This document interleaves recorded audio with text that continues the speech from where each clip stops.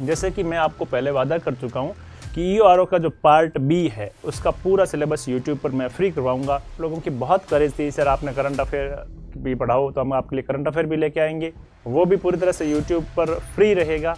साथ ही साथ monthly current affair की क्लासेस भी आपको यहाँ पर मैं फ्री करवाऊंगा। नमस्कार साथियों, स्वागत आप सभी का यूथ एजुकेशन पर। मैं आपका साथी अर्जुन और हम लोग ईओआरओ का पार्ट बी पढ़ना शुरू कर चुके हैं। पहली क्लास आपकी आ चुकी है जिसमें परिभाषाओं में कुछ 13 परिभाषाएं हमने जो है उस क्लास में पढ़ी थी और उस क्लास में आप लोगों की बहुत करेज थी, सर आपने करंट अफेयर भी पढ़ाओ, तो हम आपके लिए करंट अफेयर भी लेके आएंगे, वो भी पूरी तरह से यूट्यूब पर फ्री रहेगा। दूसरा, कई बच्चों की ये जिज्ञासाएं थी सर कि आप 1-2 क्लासेस करवाओगे फिर आप पेड कोर्स दे दोगे, तो भैया ईओआरओ का जो पार्ट बी का पूरा सिलेबस है मैं यूट्यूब पे आपको पूरा फ्री करवाऊंगा। यहाँ पर हम ईओआरओ का ऐप पे कोई कोर्स पेड कोर्स लॉन्च नहीं करेंगे सिवाय कि टेस्ट सीरीज की। और टेस्ट सीरीज भी हमने इसलिए लॉन्च की है कि हम एक बेहतरीन टेस्ट सीरीज आपको दें ताकि आप जहाँ से भी पढ़ें, कहीं से भी कोई भी कंटेंट, चाहे सेल्फ पढ़ें, चाहे मेरे वीडियो से पढ़ें, चाहे कहीं और से भी पढ़ें, उसकी प्रैक्टिस कर सकें। जैसे कि मैं आपको पहले वादा कर चुका हूं कि ईओआरओ का जो पार्ट बी है उसका पूरा सिलेबस यूट्यूब पर मैं फ्री करवाऊंगा और उसकी टेस्ट सीरीज यदि आपको लेनी है मित्रों तो आप हमारे ऐप को डाउनलोड कीजिएगा। जो मैंने लिंक दे रखा है इस वीडियो के पिन कमेंट में, वहां जाइए, ऐप को डाउनलोड कीजिएगा। बहुत नॉमिनल सी प्राइस है, उस नॉमिनल सी प्राइस में हमने आपको 20 टेस्ट दिए हैं, कुल 20 टेस्ट दिए हैं जिसमें 10 शेड्यूल वाइज है और 10 फुल लेंथ टेस्ट है। पहला टेस्ट 24 नवंबर से है और इस पहले टेस्ट का भी शेड्यूल हम आपको ऐप पर इस तरह से प्रोवाइड करवा चुके हैं। ये आपको शेड्यूल देखना हो पहले टेस्ट का, यहाँ पर आपको शेड्यूल मिल जाएगा और कब कब टेस्ट है ये भी हम आपको पहले इस वाले शेड्यूल में सारा दे रखे हैं। पूरी आपका टेस्ट सीरीज है जो होली से पहले पूरी हो जाएगी 6 मार्च से। शेड्यूल वाइज टेस्ट 26 जनवरी तक चलेंगे, फिर फुल और लेंथ टेस्ट आपके चलेंगे। आपको इस तरह से पूरा शेड्यूल, ये पहले टेस्ट का शेड्यूल है, इस तरह का पूरा शेड्यूल भी आपको एप्लीकेशन पर और टेलीग्राम पर दोनों पर अवेलेबल करवा दिया जाएगा। और सेकंड टेस्ट से आपको मैं ये भी बता दूंगा कि यहाँ पर किस टॉपिक से कितने प्रश्न रहने वाले हैं। यानी कि अगर आप देखें ये पार्ट ए का 80 नंबर, तो यहाँ पर हम 20 नंबर दिए हैं। भूगोल का 20 अंक दिया है, राजस्थान राज्य व्यवस्था का भी 20 अंक दिया है, करंट का भी 20 दिया है और ये तो 40 है, 40 में से 10 योजना का दिया है और एक्ट का हमने 30 अंक दिए हैं। अब इसके अंदर भी जैसे राज्य व्यवस्था में 3 पॉइंट है, संविधान सभा, उद्देशिका और भारतीय संविधान की विशेषता, इनमें से कितने कितने प्रश्न आएंगे ये भी मैं आपको अलग से बता दूंगा, उस टेस्ट सीरीज के शेड्यूल में ऐड करवा दूंगा, तो आपको पता रहे कि कौन कौन से टॉपिक से कितने कितने सवाल आने हैं। तो ये एक बहुत बेहतरीन टेस्ट सीरीज है। इसके अलावा हम किसी तरह का ईओआरओ का पेड कोर्स जिससे आपको और से एक्स्ट्रा पे करके ऐप पे नहीं लाएंगे। आपको ईओआरओ का जो नगर पालिका एक्ट है और योजनाएं हैं वो सारी की सारी यूट्यूब पर यहाँ रेगुलर क्लासेस के माध्यम से मैं फ्री करवाऊंगा।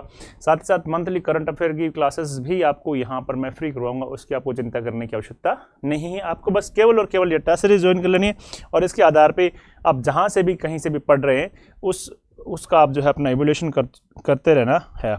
मित्रों, अब अपना वापस अपनी क्लास पर आते हैं। ज़्यादा मुझे इतना कुछ एक्स्ट्रा पढ़ाने का अच्छा नॉलेज तो है नहीं मित्रों, मैं अपनी ओर से बेस्ट करने का प्रयास करता हूं।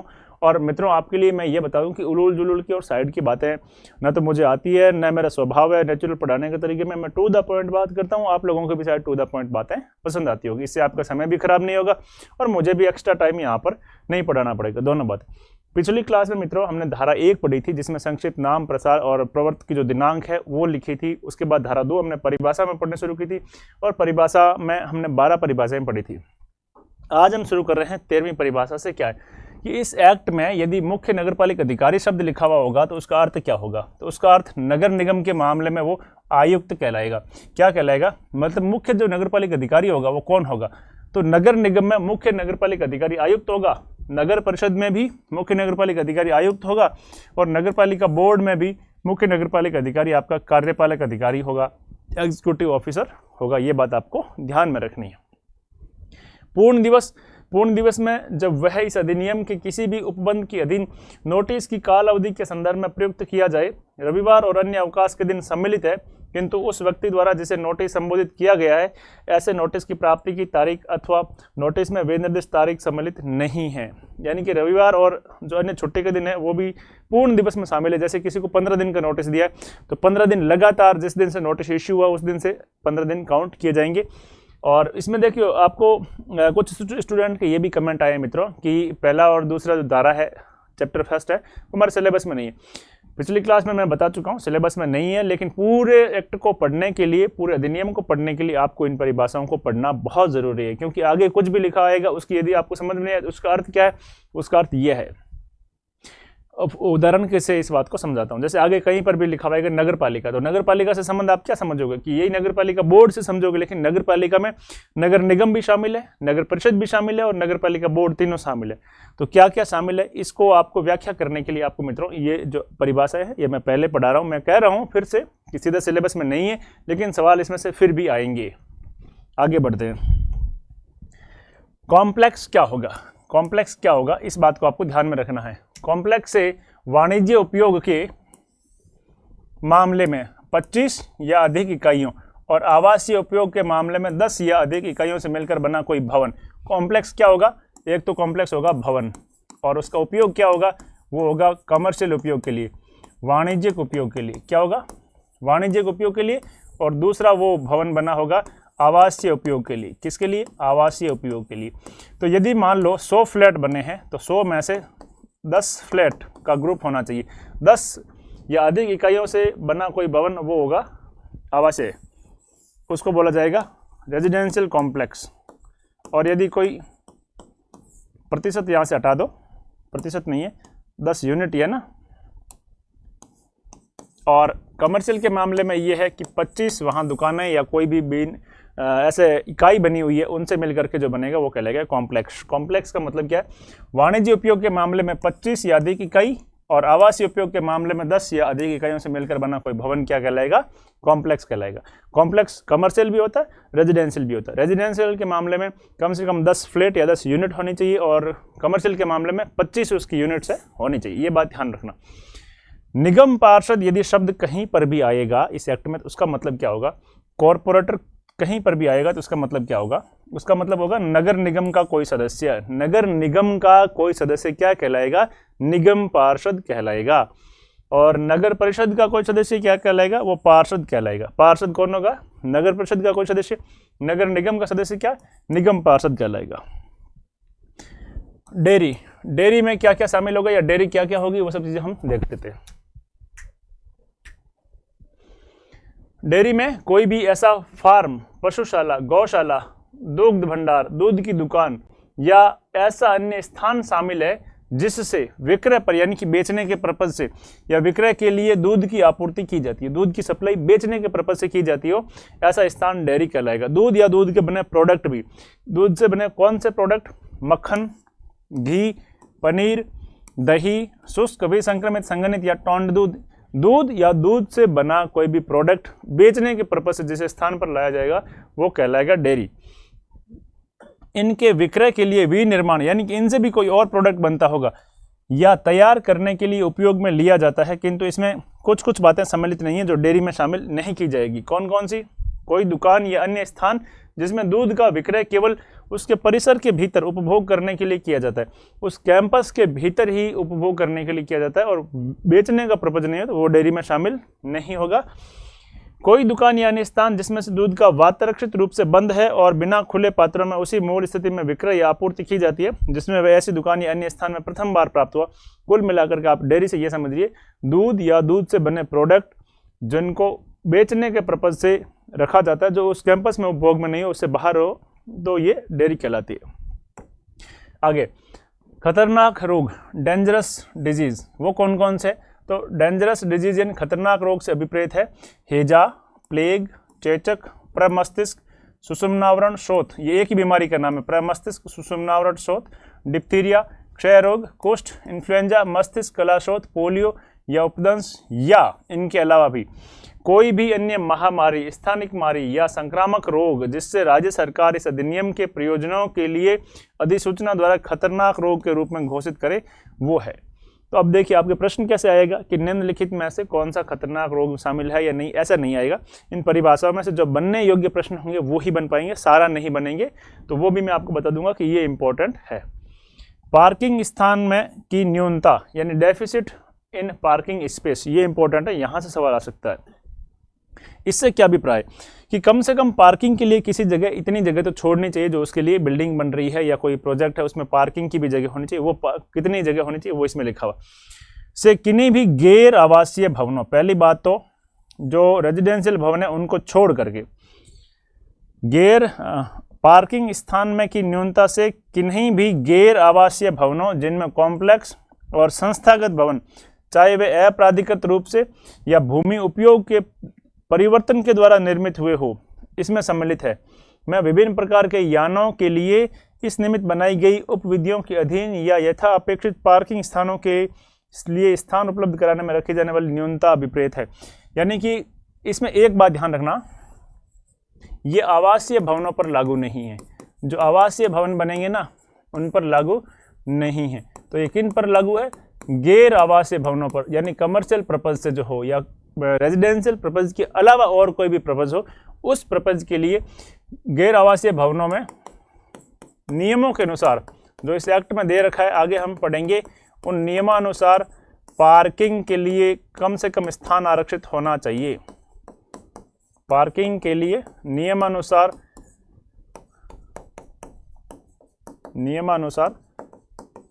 जगह है आरक्षित होनी चाहिए। यानी 10% एरिया या 10%, 15% या 20, कितना भी प्रतिशत जो नियमों में लिखा हो उसके अकॉर्डिंग हो, और नियम इस एक्ट में आगे लिखे हुए हैं।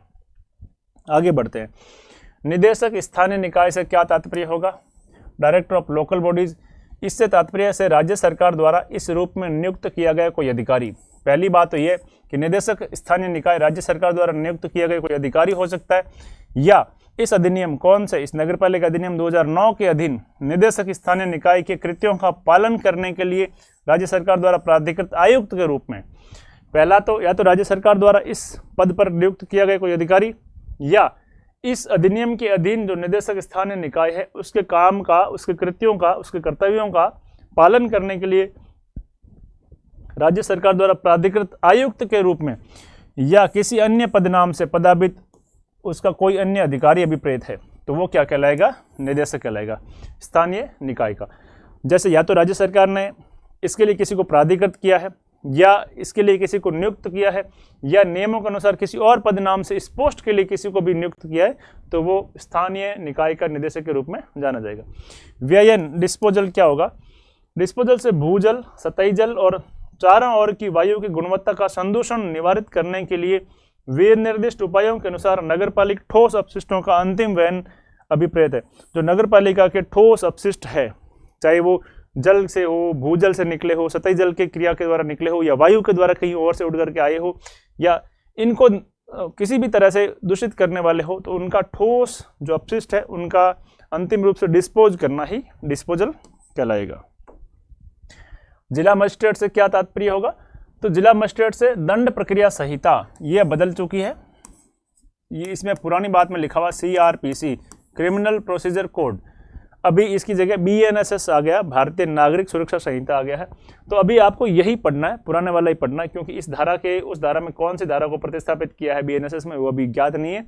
अभी एक्ट में भी संशोधन नहीं हुआ है, तो आपको यही पढ़ना है कि जिला मजिस्ट्रेट से दंड प्रक्रिया संहिता 1973, इसकी धारा 20, इसके अधीन जो जिला मजिस्ट्रेट के रूप में नियुक्त व्यक्ति है वही इस अधिनियम में जिला मजिस्ट्रेट कहलाएगा। दंड प्रक्रिया संहिता 1973 की धारा 20 में जिला मजिस्ट्रेट जो शब्द लिखा है उसका जो अर्थ है वह का वो अर्थ राजस्थान नगरपालिका अधिनियम 2009 में जिला मजिस्ट्रेट का है। नाली से क्या तात्पर्य होगा, या नाली में क्या क्या सम्मिलित होगा? नाली में मल नाली भी सम्मिलित होगी, पाइप जो उसके लिए डाले गए होंगे, कोई खाई, कोई खड्डा खोदा हुआ, या कोई ऐसा मतलब जैसे नाली नुमा निकाला गया खाई हो, खुली खाई हो, जल सरणी या कोई अन्य युक्ति जिससे मेला पानी, मल तथा दूषित जल, वर्षा जल या अधोमृदा जल का वहन हो, वो निकल सके, वो उसका प्रवाह हो, और साथ ही उनसे अनुलग्न शौचालय, पात्र, टैप, सिंक, होज, फ्लश टैंक तथा अन्य फिटिंग सम्मिलित जो उस नाली का भाग हो, वो सब किस में आएंगे? नाली में आएंगे, वो सब ड्रेन में आएंगे। कार्यपालक समिति, तो धारा 55 में हम विभिन्न सारी समितियां पढ़ेंगे। धारा 55 आपके सिलेबस में अध्याय 4 में है, और तो कई सारी समितियां पढ़ेंगे। देखिए इसमें बीच में आपके दो धारा आएगी, एक आएगी धारा 54। धारा 54 में जो है वो लिखा हुआ वार्ड समिति का, वार्ड समिति से संबंधित, और धारा 55, धारा 55 है समितियां, विभिन्न प्रकार की समितियां, कुल कितनी समितियां गठित की जा सकती है अनिवार्य रूप से, इसका पिछले एग्जाम में प्रश्न आया हुआ है, वो हम तब सोल्व करेंगे जब हम धारा 55 पढ़ेंगे। तो धारा 55 में समितियों में एक समिति आएगी कार्यपालक समिति। तो वो जो कार्यपालक समिति का मतलब क्या, जो इस अधिनियम की धारा 55 में दे रखी है, 55 हम उसको आगे पढ़ेंगे। वित्त आयोग से सीधा सीधा मतलब है राज्य वित्त आयोग से। वित्त आयोग का मतलब क्या, राज्य वित्त आयोग। संविधान के अनुच्छेद 243 ज के दिन जो गठित आयोग है वो राज्य वित्त आयोग है, वही है। वित्त विवरण फाइनेंशियल स्टेटमेंट धारा 92 जो आपके सिलेबस में नहीं है, अध्याय 6 में धारा 92 उसमें आपका जो है फाइनेंशियल स्टेटमेंट दे रखा है जो आपके सिलेबस में नहीं है। लेकिन वित्त विवरण का मतलब है कि धारा 92 के तहत जो बैलेंस शीट तैयार की जाती है, जो फाइनेंशियल स्टेटमेंट तैयार किया जाता है वो है। अग्निशमन दल से क्या संबंध है, अग्निशमन दल फायर ब्रिगेड से धारा 256 के अधीन, यहां से साथ साथ में ध्यान रख लेना, धारा 256 नगर पालिका द्वारा स्थापित और संधारित अग्निशमन दल। अब इसमें क्या क्या शामिल होगा वो हम देख लेंगे। अब आप लोगों के दिमाग में आता है कि हमें बहुत सारी धारा याद करने की कोशिश करनी है। मित्रों, मैं कोशिश यही करनी है कि आपको सारी धारा याद, और उससे भी अच्छी कोशिश ये करनी है कि मूल कंटेंट जो धारा में लिखा है वो क्या हो, ताकि जो कॉन्सेप्ट बेसिस प्रश्न आएंगे उनको आप सरल करने में मतलब उनको आप हल करने में आपको आसानी होगी। तो देखिए, अग्निशमन दल क्या है, फायर ब्रिगेड से धारा 256 के अधीन नगर पालिका द्वारा स्थापित और संधारित अग्निशमन दल से अभिप्रेत है। अग्निशमन संपत्ति फायर फाइटिंग प्रॉपर्टी में क्या क्या शामिल है, या फायर फाइटिंग प्रॉपर्टी जो होगी उसमें कौन कौन सी चीजें आएगी, कौन कौन से भाग होंगे उसके। तो देखिए, दमकल केंद्रों के रूप में प्रयुक्त भूमि और भवन। दमकल केंद्र क्या होगी वो हम आगे वाले में व्याख्या करेंगे कि ये दमकल केंद्र है। लेकिन जो स्थान, जो भूमि या जो भवन दमकल केंद्र, जहाँ अग्निशमन वाली गाड़ियां खड़ी रहती है फायर ब्रिगेड की, या जहाँ उनका ऑफिस होता है, जहाँ उनका सेटअप होता है पानी भरने का, पार्किंग करने का, वो सारा दमकल केंद्र होता है। तो दमकल केंद्र के लिए जो प्रयुक्त भूमि है और जो भवन है वो अग्निशमन संपत्ति में शामिल होगी। दूसरा है दमकल के इंजन, उपस्कर, औजार, हाइड्रेटर, उपकरण और अग्निशमन के प्रयुक्त की जाने वाली वस्तुएं, चाहे जो कुछ भी हो, वो भी अग्निशमन संपत्ति में शामिल होगी। अग्निशमन के संबंध में प्रयुक्त मोटर यान और परिवहन के अन्य साधन, जो फायर ब्रिगेड की गाड़ियां हैं, वो भी इसमें शामिल होगी। वर्दियां और रैंक के बैज, जो काम करने वाले कर्मचारी है उनकी वर्दियां, उनके रैंक के बैज, वो भी अग्निशमन संपत्ति में शामिल होंगे। एक्ट में ज़्यादा समझने वाली चीज़ें है नहीं, ज़्यादा रटने वाली चीज़ें हैं, लेकिन इसको सरल भाषा में करके, इसको लिंक करके एक धारा के साथ दूसरी धारा या किसी और चीज़ों के साथ लिंक करके अगर आप पढ़ना चाहते हो तो ये बहुत ही सरल बन जाता है। तो दमकल केंद्र पढ़ते हैं आगे। फायर स्टेशन, फायर स्टेशन से राज्य सरकार द्वारा दमकल केंद्र के रूप में साधारणतया या वीर निर्दिष्ट रूप से घोषित की गई कोई चौकी या स्थान है, वो अभिप्रेत है, जहां दमकल की गाड़ियां खड़ी रहती है, वो दमकल केंद्र। और दमकल केंद्र खुद किसका पार्ट है, अग्निशमन संपत्ति का पार्ट है। परिसंकटमय अपशिष्ट, हैजार्डियस वेस्ट्स। अब देखिए, परिसंकटमय अपशिष्ट से आपको शायद चीज क्लिक नहीं करे कि क्या चीज है परिसंकटमय अपशिष्ट। हैजार्डियस आपको लग गया कि हाँ खतरनाक जो है अपशिष्ट है वो। इससे क्या है कि पर्यावरण संरक्षण अधिनियम 1986 में इस रूप में वे निर्दिष्ट अपशिष्ट, जो पर्यावरण संरक्षण अधिनियम 1986 है, उसमें जो हैजार्डियस वेस्ट का जो परिभाषा दे रखी है वो की वो परिभाषा हमने वहां से यहाँ उठा करके रखी है। निवासी कौन होगा, हैबिटेंट कौन होगा। हैबिटेंट से ये आशय होगा कि जब वह किसी स्थानीय क्षेत्र के प्रति निर्देश से प्रयुक्त किया जाए या उस क्षेत्र में मामूली तौर पर निवास करने वाला या कारोबार चलाने वाला, बिजनेस करने वाला। आगे हम एक्ट पढ़ेंगे ना, तो मामूली तौर पर निवास करने वाला कौन होगा वो भी इसमें शामिल होगा। लेकिन निवासी वो होगा जो या तो मामूली तौर पर निवास करने वाला व्यक्ति हो, या कोई बिजनेस चला रहे हो, या कोई स्थावर संपत्ति का स्वामित्व रखता हो, या अधिभोग या उसका कंज्यूम करता हो, किसका, स्थावर संपत्ति का, ऐसा कोई व्यक्ति जो इसमें सम्मिलित है। तो निवासी में पहला है मामूली तौर पर। अब आप ये मत समझ लेना कि मामूली तौर पर 4 घंटे रह रहा है या 6 घंटे रह रहा है, 5 घंटे रह रहा है, कभी रह रहा है कभी नहीं रह रहा है। मामूली तौर पर कौन है, इसकी व्याख्या आगे कर रखी है, आगे हम इसको पढ़ेंगे। या कोई भी कारोबार, यहाँ कारोबार लिखा है, बिजनेस से कारोबार चलाने वाला व्यक्ति, कोई भी जिसका बिजनेस चल रहा हो शहर में। या फिर स्थावर संपत्ति, जो स्थायी संपत्ति है, उस स्थावर संपत्ति का स्वामी यानी उसका मालिक, या स्थावर संपत्ति का अधिभोगी यानी जो उसका कंज्यूम कर रहा है, जो उसका उपभोग कर रहा है, वो अधिभोगी। ये इसमें शामिल होंगे निवासी में। भूमि, इस अधिनियम में यदि भूमि कहीं पर भी आएगी तो उसका तात्पर्य क्या होगा, वो इसमें लिखा हुआ है। भूमि, लैंड में ऐसी भूमि सम्मिलित है जिस पर निर्माण किया हुआ हो या जो जलाच्छादित हो, तो वो किस में आएगी, भूमि में आएगी। नवीनतम जनगणना आंकड़े, जो सबसे ज्यादा लेटेस्ट होंगे वो वाले आंकड़े, नवीनतम जनगणना आंकड़े से वे आंकड़े अभिप्रेत है जो अंतिम पूर्ववर्ती, अभी के मामले में 2011 की जनगणना, आपके 2021 की अभी तक हुई नहीं है, तो 2011 की जनगणना अंतिम पूर्ववर्ती उस जनगणना में जिसके सुसंगत आंकड़े प्रकाशित कर दिए गए हैं, अभी निश्चित किए गए। जो लास्ट जो आप सेंसस हुआ है, जनगणना हुई है, उसके आंकड़े इसमें शामिल होंगे। ये इंपॉर्टेंट है बासा, क्योंकि ये एक नया शब्द है और आप लोगों के लिए भी नया है, और इस एक्ट में भी आप लोग पहली बार ही पढ़ रहे होंगे, तो बासा का जो है वो आपसे एग्जाम में पूछा जा सकता है। ये पूछने जाए प्रश्न है। बासा क्या होता है, तीर्थ यात्रियों और यात्रियों की वास सुविधा के लिए उपयोग में लिए जाने वाले भवनों का कोई समूह या कोई भवन या किसी भवन का कोई भाग, जो या तो तीर्थ यात्री आते हैं या फिर जो यात्री आते हैं, पिलग्रिम्स और टूरिस्ट, उनके लिए आपकी नगर जो है पालिका की भूमि के अंदर कोई भवन बना हुआ है, उनकी सुरक्षा के लिए, उनके रहने के लिए और उनके ठहराव के लिए यदि कोई भवन बना तो उसका नाम क्या होगा, बासा होगा। इंग्लिश मुझे थोड़ी कमी आती है, लेकिन आपके लिए टर्म्स मैं साथ में लेके आया हूँ, तो उसको आप पढ़ते रहिए। सदस्य कौन होगा, सदस्य से कोई ऐसा व्यक्ति अभिप्रेत है जो किसी नगरपालिका का विधिपूर्ण सदस्य है, और इसमें नगर निगम के मामले में निगम पार्षद, यह आपको पहले इसी परिभाषा में पढ़ा चुका हूं। नगर परिषद के मामले में पार्षद और नगरपालिका बोर्ड के मामले में सदस्य लिखे जाएंगे। यहां से ध्यान रखना। देखिए, यदि नगर निगम है तो उसका सदस्य क्या कहलाएगा, उसका सदस्य कहलाएगा निगम पार्षद। क्या कहलाएगा, पार्षद। यदि कहीं पर भी नगरीय निकाय के रूप में नगर परिषद स्थापित है तो उसका सदस्य क्या कहलाएगा, पार्षद। और यदि कहीं पर भी नगर पालिका स्थापित है तो उस नगर पालिका का सदस्य क्या कहलाएगा, सदस्य कहलाएगा। नगर पालिका बोर्ड, इसका भी पूरा नाम क्या है, नगर पालिका बोर्ड, इसका सदस्य क्या कहलाएगा, सदस्य। ये तीनों आपको याद होनी चाहिए। जब कभी भी कहें कि निगम पार्षद किसका सदस्य होगा, तो नगर निगम का, पार्षद नगर परिषद का, और सदस्य नगर पालिका बोर्ड का।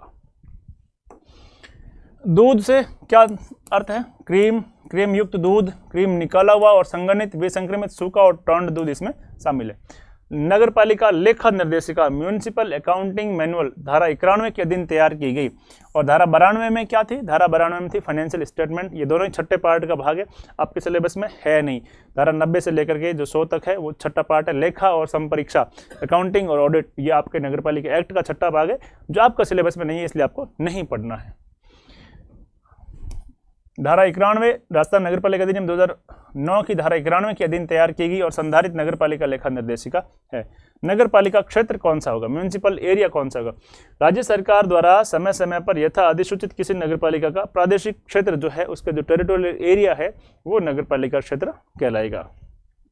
नगर पालिका निधि क्या होगी, धारा 79 में निर्दिष्ट नगर पालिका निधि जो होगी वो म्यूनिसिपल एरिया नहीं है, यहाँ पे म्यूनिसिपल फंड है, वो कहलाएगा, है ना, वो निधि कहलाएगा। वो हम निधि की डिटेल में धारा 79 में पढ़ेंगे, चैप्टर नंबर 4 में, तो आपको इसमें अभी कंफ्यूज होने की जरूरत नहीं है।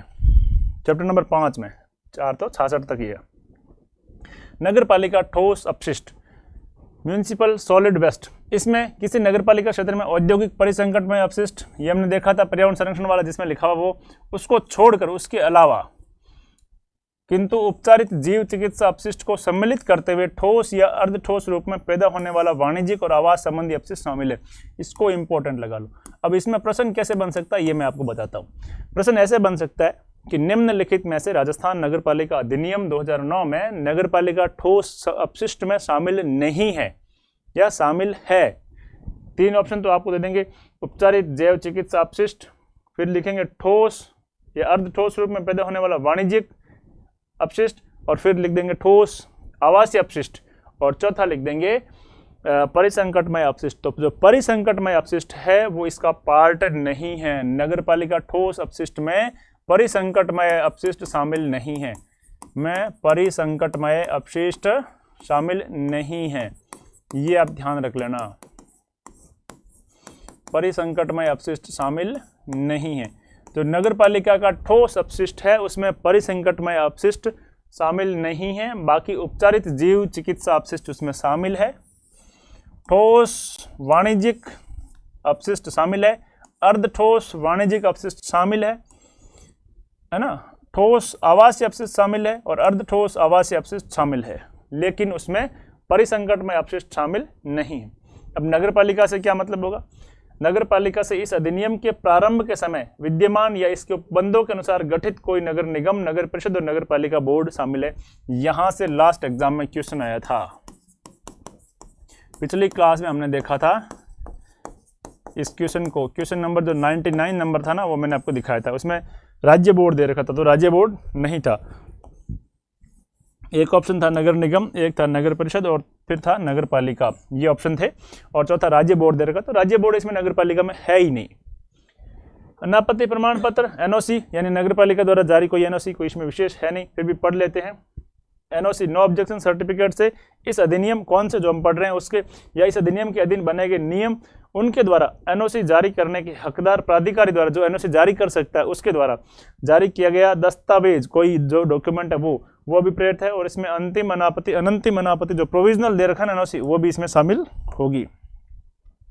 न्यूसेंस, न्यूसेंस क्या होगा? न्यूसेंस में कोई भी ऐसा कार्य, लोप, स्थान या वस्तु सम्मिलित है जो दृष्टि, घ्राण या श्रवण चेतना के लिए क्षति, खतरा, क्षोभ या घृणा कारित करे, या जिससे इसके कारित होने की संभावना हो, या जो जीवन के लिए खतरनाक या स्वास्थ्य या संपत्ति के लिए हानिकारक हो या हानिकारक हो सकती है, वो इसमें शामिल है। इसमें कोई भी ऐसा कार्य जो लोप, स्थान या वस्तु सम्मिलित है जो दृष्टि, घ्राण यानी कि सूंघने के लिए या श्रवण चेतना के लिए खतरा पैदा करे, तो वो न्यूसेंस होगा। यानी कि कोई बहुत ज्यादा लाउड सेंस में आवाज होगी, तो ये सारा न्यूसेंस में इसमें सम्मिलित है। अधिभोगी कौन होगा? ऑक्यूपायर कौन होगा? तो जो जिसके खुद का मालिक नहीं है या खुद का मालिक है, दोनों स्थिति में जो उपयोग कर रहा है, उपभोग कर रहा है, वो अधिभोगी होगा। देखिए, अधिभोगी में ऐसा कोई व्यक्ति सम्मिलित है जो भूमि या भवन, इन दोनों का, जिसके संबंध में इस शब्द का प्रयोग किया गए, उसके स्वामी को किराया या किराए के किसी भाग का या ऐसी भूमि या भवन के अधिभोग के पेटे नुकसानी का तत्समय संदाय कर रहा हो, यानी कि किसी भी भूमि या भवन का उपभोग कर रहा हो और उसके बदले उसके मालिक को किराया या किराए का कोई भाग वो उसको संदाय कर रहा हो, या संदाय करने का दायी हो, यानी कि जो उसकी रेस्पॉन्सिबिलिटी उसकी है किराया पे करने की, मालिक की, ऐसा व्यक्ति। और इसमें किराया मुक्त अभिपारी भी शामिल, अधिभोगी भी शामिल है। परंतु अपनी स्वयं की भूमि या भवन में रहने वाला या उसका अन्यथा उपयोग करने वाला स्वामी इसका अधिभोगी समझा जाएगा। घृणोत्पादक पदार्थ, ऑफेंसिव मैटर्स, इससे अभिप्रेत रसोई का कोई कचरा है वो इसमें शामिल है। अस्तबल का कोई कचरा है वो इसका शामिल है। गोबर, गंदा, गलित या सड़ने वाला पदार्थ या किसी भी प्रकार की गंदगी जिसमें मल सम्मिलित नहीं किया गया है, वो घृणोत्पाद पदार्थ है। मल इसमें शामिल नहीं है। नगरपालिका का अधिकारी, वो हमने पहले देखा था, नगरपालिका मुख्य नगरपालिका अधिकारी। अब इसमें देख लेते हैं नगरपालिका, वो जो पहले देखा था ना, वो मुख्य नगरपालिका अधिकारी था। कौन था? नगर निगम के मामले में आयुक्त, नगर परिषद के मामले में भी आयुक्त, दोनों अलग अलग है, कमिश्नर, और नगरपालिका बोर्ड के मामले में कार्यपालक अधिकारी। नगरपालिका का अधिकारी ऑफिसर्स ऑफ द म्यूनिसिपैलिटी से इस अधिनियम के द्वारा या इसके अधीन सृजित या चालू रखे गए किसी पद को तत्समय धारण करने वाला, तत्समय शब्द बार बार आएगा, तत्समय मतलब उस समय जब ये एक्ट लागू हुआ था उस समय धारण करने वाला कोई व्यक्ति अभिप्रेत है, किंतु इसमें नगरपालिका या उसकी किसी समिति का कोई सदस्य ऐसे सदस्य के रूप में सम्मिलित नहीं होगा। ये ध्यान रखना, इंपॉर्टेंट है।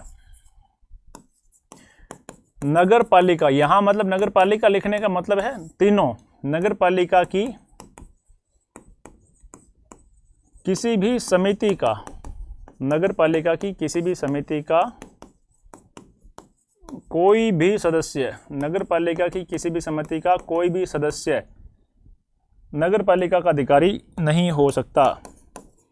नगरपालिका का अधिकारी नहीं हो सकता, नगरपालिका का अधिकारी नहीं हो सकता। मित्रों, मैं आपको पूरा जो सिलेबस का पार्ट बी है ईओआरओ का, वो यूट्यूब पर फ्री करवाऊंगा। आप निश्चिंत रहिए। आपकी कोई क्वेरी हो तो हमारा जो नंबर है हेल्पलाइन के, वहां पर जाकर के आप कोई भी क्वेरी पूछ सकते हैं। आपके लिए बहुत बेहतरीन टेस्ट सीरीज मैं लेकर के आया हूँ और आप उस टेस्ट सीरीज में जुड़िए, आपको बहुत मजा आएगा। आपके पढ़े हुए चीज़ों का सही से विश्लेषण और सही से मूल्यांकन वहाँ पर हो सकेगा। टेस्ट सीरीज हमारे ऐप पर अवेलेबल है और ऐप आप यहाँ पर दिए गए लिंक से जाकर के डाउनलोड कर सकते हैं। नॉमिनल सी प्राइस है, मात्र 349 रुपीज़ है। मार्केट में इससे कम में कहीं पर भी अवेलेबल नहीं है। इसमें हम आपको पूरी टेस्ट सीरीज दे रहे हैं और उसके पीछे बहुत मेहनत करके दे रहे हैं, सारे प्रश्न मैं खुद देख रहा हूँ। तो नगर पालिका का अधिकारी कोई ऐसा व्यक्ति होगा या तो उसका किसी नियम में उसका उल्लेख होगा या कोई पद उसके लिए क्रिएट किया गया होगा, लेकिन उसमें नगर पालिका की किसी समिति का कोई सदस्य उसमें शामिल नहीं होगा। अन्य अभिकरण अदर एजेंसी से क्या होगा? अदर एजेंसी से मतलब वही होगा जो प्राइवेट सेक्टर में कोई कंपनी हो, कोई फर्म हो, कोई सोसाइटी हो या कोई कॉरपोरेट बॉडी हो या कोई संस्था या सरकारी अभिकरण या कोई संयुक्त क्षेत्र का अभिकरण जॉइंट वेंचर हो या उस समय प्रवर्त किसी भी अन्य विधि के अधीन कोई अभिकरण कोई एजेंसी अभिप्रेत हो। तो इसका कोई ज़्यादा मतलब है नहीं। आपको समझ में आ गया? अन्य एजेंसी जो नगर पालिका बोर्ड को छोड़ करके बाकी जितनी भी एजेंसी है वो अन्य एजेंसी में शामिल है। स्वामी ऑनर कौन होगा? पिछले में हमने देखा अधिभोगी कौन है, इसमें देखते हैं ऑनर कौन है। ऐसा व्यक्ति सम्मिलित है जो स्वयं के मध्य या किसी व्यक्ति या सोसाइटी या किसी धार्मिक पूर्त प्रयोजन के लिए किसी अभिकर्ता या न्यासी के रूप में, रिसीवर के रूप में किसी भूमि या भवन का, देखना भूमि या भवन का या तो जो स्वयं या किसी का न्यासी यानी कि ट्रस्टी के रूप में या कोई और व्यक्ति के बिहाफ पे या किसी सोसाइटी के बिहाफ पे या किसी भूमि या भवन के किसी भाग का किराया प्राप्त कर रहा है या उसको धारण करता है, या यदि भूमि या भवन या उस भूमि या भवन का कोई भाग जिसका अभिदारी के किराए पर दिया जाता है तो ऐसा किराया प्राप्त करता हो। समझिए इस बात को। ऑनर वही होगा या तो जिसके नाम से भूमि या भवन होगी या वो व्यक्ति किसी सोसाइटी की ओर से भूमि या भवन का कोई किराया प्राप्त कर रहा होगा, वो कहलाएगा ऑनर। जनसंख्या, जनसंख्या से जब वह किसी भी स्थानीय क्षेत्र के प्रति निर्देश से प्रयुक्त की जाए, ऐसे स्थानीय क्षेत्र की वह जनसंख्या अभिप्रेत है जो अंतिम पूर्ववर्ती जनगणना की अभिनिश्चित की गई हो। जैसे जयपुर नगर निगम ग्रेटर की जनसंख्या क्या है, तो उसकी पेरीफेरी में लास्ट जो जनगणना हुई उसकी जनसंख्या वो उस क्षेत्र की जनसंख्या हो जाएगी। विहित प्रेस्क्राइब यानी कि जो इस आदेश के तहत बनाई गई, विहित तो हर एक्ट में होता है। विहित प्रेस्क्राइब से इस अधिनियम द्वारा या तदधीन बनाए गए नियमों, किए गए आदेशों या बनाई गई उप विधियों द्वारा विहित अभिप्रेत है। सार्वजनिक स्थान क्या होगा? पब्लिक प्लेसेस क्या होगा? पब्लिक प्लेसेस से वह स्थान अभिप्रेत है जो निजी संपत्ति न हो। पहली बात तो क्या है, जो किसी की निजी संपत्ति नहीं हो वो पब्लिक प्लेस हो सकता है, और जो जनता के उपयोग या उपभोग के लिए खुला हो, यानी कि ओपन टू ऑल हो, जनता उसका उपयोग कर सकती है, चाहे ऐसा स्थान नगर पालिका में निहित हो या न हो, यानी कि ऐसा एरिया नगर पालिका के एरिया के अंदर आता हो या नहीं आता हो, या उसके अंदर आता हो नहीं आता हो, कोई फर्क नहीं पड़ता। लेकिन यदि कि प्राइवेट प्रॉपर्टी नहीं होनी चाहिए और जनता के लिए वो है खुला होना चाहिए। लोक प्रतिभूति, पब्लिक सिक्योरिटीज, पब्लिक सिक्योरिटी से आशय है कि राजस्थान सरकार या भारत सरकार या भारत के किसी राज्य सरकार की कोई भी सिक्योरिटी, कोई भी प्रतिभूति या किसी भी ऐसे आदेश द्वारा जो राज्य सरकार इस निमित्त करें, अभिभावक के रूप में प्राधिकृत कोई प्रतिभूति, यानी गवर्नमेंट की सिक्योरिटी गवर्नमेंट की कहलाएगी। सार्वजनिक मार्ग कौन से होंगे? Public street. पब्लिक स्ट्रीट से ऐसे मार्ग अभिप्रेत है जिस पर होकर जनता के आवागमन का अधिकार हो, जहां जनता जो पब्लिकली है ना आने जाने का मार्ग हो वो, जिससे इससे पूर्व नगर पालिका निधि या राज्य सरकार की निधि या केंद्र सरकार की निधि या अन्य सार्वजनिक निधियों से समतल करवाए गए हो, यानी कि ऐसी जगह जिसको राज्य फंड से या नगर पालिका के फंड से या स्टेट सेंट्रल गवर्नमेंट के फंड से उसको जो है समतल कराया गया हो, पत्थर जड़वाए गए हैं, डामर बिछाई गई है, जल सरणियाँ या मल नालियाँ बनवाई गई है या मरम्मत करवाई गई है, यानी कि जो पब्लिक प्लेसेस है जहाँ पर गवर्नमेंट के खर्चों से रास्ता बनाया गया है वो। जो इस अधिनियम के किसी भी उपबंध के अधीन सार्वजनिक मार्ग हो वो भी इसमें सार्वजनिक मार्ग में आता है। कूड़ा करकट में क्या शामिल होगा? धूल, राख, टूटी हुई ईंटें, चूनागार, कांच के टुकड़े और किसी भी प्रकार का कोई कचरा। तो इसमें जो शेष बच गया वो सारा कि किसी भी प्रकार का कोई भी कचरा जो घृणोत्पाद पदार्थ नहीं है वो क्या कहलाएगा? कूड़ा कचरा। घृणोत्पाद पदार्थ कौन सा? अस्तबल का कचरा, रसोई का कचरा, वो घृणोत्पाद पदार्थ। लेकिन घृणोत्पाद पदार्थ में भी मल शामिल नहीं है। नियम क्या हो गए? इस अधिनियम द्वारा प्रदत्त शक्ति का प्रयोग करके बनाए गए जो नियम है, जो Rajasthan municipality act, RM act 2009, इसके तहत जो कोई भी नियम बनाएंगे, जैसे आपके सिलेबस में कार्य संचालन के नियम है ना, सामान क्रय के नियम है, तो वो इस एक्ट के शक्तियों के तहत ही बनाए गए, तो वो नियम इसमें कहलाएंगे। अनुसूचित जाति से संविधान, अनुसूचित जातियां आदेश 1950 में विनिर्दिष्ट जातियों से संबंधित कोई भी शेड्यूल कास्ट के जो लोग हैं और जो संविधान में दे रखे हैं। अनुसूचित जनजाति, शेड्यूल ट्राइब्स के जो लोग हैं और जिनका संविधान में उल्लेख है वो। मल, मल क्या होगा? मल घृणोत्पाद पदार्थ में अभी नहीं है। मल से विष्ठा और शौचालय, मूत्रालयों, मलकूपों या नालियों की अंतर वस्तुएं, अन्य अंतर वस्तु अभिप्रेत है, जो इसमें सभी प्रकार की व्यावसायिक बहिस्राव और विनिर्माण शालाओं के निस्तारण सम्मिलित है। मल से आप लोग समझ गए होंगे जो हमारा शरीर का वेस्ट है वो सारा पशु पक्षियों की वींठे, विष्ठा या मूत्रालय, शौचालयों में जो भी वस्तु बह रही है वो सारी मल की श्रेणी में आएगी। राज्य का संबंध क्या है? राजस्थान राज्य। राज्य का संबंध जहाँ कहीं भी राज्य लिखा हुआ आएगा उसका संबंध क्या होगा इस एक्ट में? उसका संबंध होगा राजस्थान राज्य। राज्य वित्त आयोग, जो राजस्थान राज्य वित्त आयोग है वो अनुच्छेद 243 जय के तहत जो शक्तियां अपराधित है, भारत के संविधान के अनुच्छेद 243 में के साथ पठित अनुच्छेद 243 जय वो राज्य वित्त आयोग है, यानी एक पंचायती राज और दोनों वाला इसमें उल्लेख दे रखा है। मार्ग क्या होगा? मार्ग क्या होगा? वो पहले जो हमने पढ़ा था वो सार्वजनिक मार्ग था, अभी आप पढ़ रहे हैं वो मार्ग है। मार्ग से ऐसी कोई भी ऐसी सड़क या कोई भी ऐसा पुल, कोई भी पैदल मार्ग या कोई भी गली, कोई भी अहाता परिसर या चौक, वीथी या रास्ता अभिप्रेत है जो जनता की, चाहे स्थायी रूप से हो चाहे अस्थायी रूप से हो, जनता की पहुंच में हो, चाहे वह आम रास्ता हो या नहीं हो, और इसमें सम्मिलित है मार्ग के दोनों ओर। यानी पहली बात तो है मार्ग वह स्थान होगा जो सड़क भी हो सकती है, कोई भी पुल हो सकता है, कोई भी पैदल मार्ग हो सकता है, कोई गली, अहाता, चौक, वीथी और रास्ता हो सकता है, जो जनता के आवागमन के लिए हो, चाहे वो स्थायी हो चाहे अस्थायी हो, इसमें शामिल होगा। इसके अलावा नालियां या गटर और परिनिश्चित सीमा तक की भूमि, चाहे ऐसी भूमि पर किसी भी बरामदे या अन्य ऊपरी संरचना का भाग आगे निकला हुआ हो। यानी मार्ग वो होगा, जैसे मान लो कि 30 फीट की रोड सैंक्शन है तो सड़क तो 12 फीट में बनी, उसके दोनों और जो 9-9 फीट बचा हुआ भाग है वो भी मार्ग में ही आएगा। वहां पर भी कोई अगर ऊपरी संरचना निकली तो वो मार्ग का ही पार्ट होगा।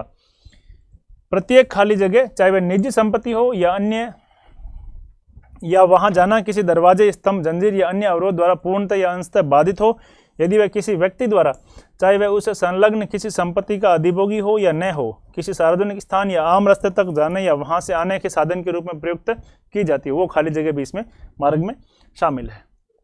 अब उप विभाजन, सब डिवीजन, उप विभाजन से भूमि के किसी खंड या टुकड़े का 2 या अधिक भागों में विभाजन कर देना। जैसे कोई एक टुकड़ा है, कोई एक प्लॉट है, उसको 2 भागों में बांट दिया, वो उप विभाजन हो गया। कर क्या होगा? टैक्स। इस अधिनियम के दिन, इस अधिनियम जो आपका अधिनियम है 2009 वाला, इसके दिन कोई उद्ग्रहण टैक्स है या कोई रेट, कोई उपकर या फीस या कोई अन्य लाभ है तो वो इसमें कर में शामिल होगा। कोई संक्रमणशील क्षेत्र, लघुतर नगरीय क्षेत्र, इससे भारत के संविधान के अनुच्छेद 243 तय के दिन वे निर्दिष्ट कोई क्षेत्र अभिप्रेत है। नगरीय भूमि किसे कहेंगे? नगरीय भूमि से नगरीय विकास के प्रयोजन के लिए तत्समय प्रवर्त किसी विधि के अधीन किसी स्थानीय प्राधिकारी में निहित या उसके व्ययन पर रखी गई कोई भूमि अभिप्रेत है, वो नगरीय भूमि कहलाएगी। यान मतलब व्हीकल, कोई किसी भी तरह का व्हीकल, साइकिल, 3 पहियों की साइकिल, स्वचालित मोटर कार या पहिएदार, ऐसा प्रत्येक वाहन सम्मिलित है जो किसी सार्वजनिक मार्ग में प्रयुक्त किया जाता हो या किए जाने योग्य हो, उसमें साइकिल भी शामिल है। उपाध्यक्ष वाला देख लेना। अध्यक्ष वाला हमने देखा था, नगर पालिका बोर्ड में जो उपाध्यक्ष होगा उसको उपाध्यक्ष बोलेंगे, नगर परिषद में जो उपाध्यक्ष होगा उसको उप सभापति बोलेंगे, नगर निगम में जो उपाध्यक्ष होगा उसको उप महापौर बोलेंगे। अध्यक्ष नगर निगम में महापौर, नगर परिषद में सभापति, नगर पालिका में अध्यक्ष। तो अध्यक्ष, उपाध्यक्ष, सभापति, उप सभापति, महापौर, उप महापौर, यहाँ से आपको समझ में आ गया होगा। गांव क्या होगा? भारतीय संविधान के अनुच्छेद 243 के खंड 6 के अधीन निर्दिष्ट कोई गांव है वो गांव होगा। वार्ड क्या होगा? धारा 9 के अधीन बनाया गया कोई वार्ड अभिप्रेत है। धारा 9, इस अधिनियम की धारा 9 हम आगे पढ़ेंगे, उसमें कोई भी वार्ड बनेगा तो वो वार्ड किस में शामिल होगा? वो वार्ड इसमें शामिल होगा। वार्ड समिति क्या होगी? धारा 54 में निर्दिष्ट कोई भी वार्ड समिति है वो इसमें शामिल होगी। अपशिष्ट प्रबंधन क्या होगा? Waste management.